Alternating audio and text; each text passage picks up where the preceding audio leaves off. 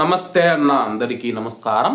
కువైట్లో ఇటీవల కాలంలో కొంతమంది కువైటీలు కావచ్చు, ప్రవాసులు కావచ్చు, మహిళలను పెళ్లి చేసుకుంటానని చెప్పేసి వాళ్ళ దగ్గర బంగారం కానీ డబ్బు కానీ తీసుకుని పరారైతే అవుతూ ఉన్నారు. మహిళలు చాలా జాగ్రత్తగా ఉండండి.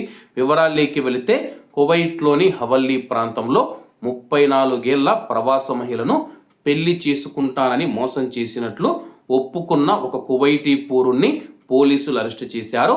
క్రిమినల్ ఇన్వెస్టిగేషన్ విభాగం అధికారులు మోసం కేసునైతే మేము విజయవంతంగా ఛేదించామని చెప్పేసి నిందితుడు ఆమె యొక్క పరిస్థితిని ఉపయోగించుకొని ఆమెకు మాయమాటలు చెప్పి నేను పెళ్లి చేసుకుంటాను, నేను నిన్ను ప్రేమిస్తూ ఉన్నానని చెప్పేసి మాయమాటలు చెప్పి, అలాగే నేను నిన్ను పెళ్లి చేసుకోవాలంటే కానీ నాకు కొన్ని అప్పులు ఉన్నాయి, ఆర్థిక ఇబ్బందులు ఉన్నాయని చెప్పేసి అలాగే ఆమెకైతే చెప్పడం జరిగిందనమాట. దీంతో 1700 దినార్ల విలువైన ఫర్నిచర్ కోసం డబ్బు చెల్లించాలని చెప్పేసి 2 మొబైల్ ఫోన్లు లైన్లను నమోదు చేయమని మరియు వాయిదా పద్ధతిలో ఇంట్లోని సామాన్లు కొనుగోలు చేయమని చెప్పేసి ఆమెను ఒప్పించడం జరిగిందనమాట. అలాగే మొత్తం మనం చూసుకుంటే కానీ 3500 దినార్లు అయితే రకరకాల ఈఎంఐల ద్వారా ఆమె నుంచి అయితే ప్రయోజనం పొందడం జరిగింది.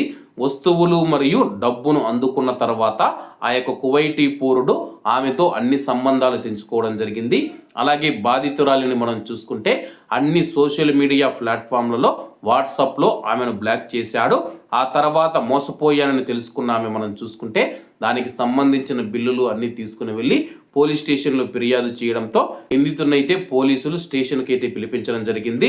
నిందితుడు మోసాన్ని పూర్తిగా అంగీకరించారు. కేసు నమోదు చేశామని చెప్పేసి చట్టపరమైన చర్యల కోసం సంబంధిత అధికారులకు రెఫర్ చేసినట్లే అధికారులు తెలియజేశారు. ప్రస్తుతం కువైట్లో మనం చూసుకుంటే కానీ ఇటువంటి మోసాలు ఎక్కువగా జరుగుతూ ఉన్నాయి. ఎందుకంటే కానీ ఒంటరిగా ఉన్న మహిళలు ఎవరైతే ఉన్నారో వాళ్ళను టార్గెట్ చేసుకొని నేను నిన్ను ప్రేమిస్తూ ఉన్నాను, నువ్వు లేకంటే నేను బతకలేనని చెప్పేసి రకరకాలుగా అయితే మోసాలు చేస్తూ ఉన్నారన్నమాట. కాబట్టి కువైట్లో ఉన్న మన భారతీయ మహిళలు ఎవరైతే ఉన్నారో మీకోసం మీ భర్త ఇంటికాడ ఎదురు చూస్తూ ఉంటాడు, మీకోసం మీ భార్య ఇంటి దగ్గర ఎదురు చూస్తూ ఉంటుంది, మీ కుటుంబం మీ పిల్లలు మీకోసం ఎదురు చూస్తూ ఉంటారు. దయచేసి కువైట్లో ఇటువంటి అక్రమ సంబంధాలు పెట్టుకొని డబ్బు మోసపోయామని చెప్పేసి లాస్ట్లో బాధపడితే ఎటువంటి ప్రయోజనం ఉండదన్నమాట. కాబట్టి అందరూ బాగుండాలి, అందులో మనం ఉండాలి. అందరికీ నమస్తే అన్న, జై హింద్.